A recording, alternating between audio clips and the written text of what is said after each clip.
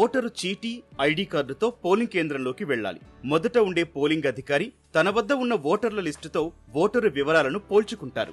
ఆ తర్వాత రెండో పోలింగ్ అధికారి ఓటరు చూపుడు వేలిపై సిరా రాస్తారు. తన వద్ద ఉన్న రిజిస్టర్లో సంతకం తీసుకుంటారు. ఒకవేళ ఓటరు నిరక్షరాస్యులైతే వేలిముద్ర తీసుకుంటారు. అక్కడి నుంచి మూడో పోలింగ్ అధికారి వద్దకు వెళ్లాలి.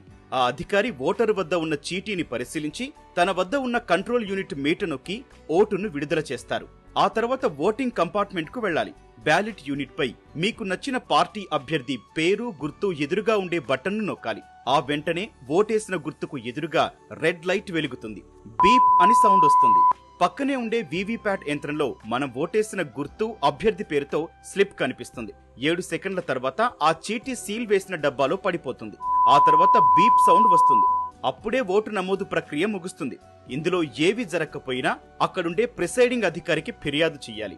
ఓటరు గుర్తింపు కార్డుతో పాటు Aadhaar, PAN, driving licence, passport, ఉపాధి హామీ జాబ్ కార్డు వంటి 12 రకాల కార్డులు ఏవైనా చూపించొచ్చు.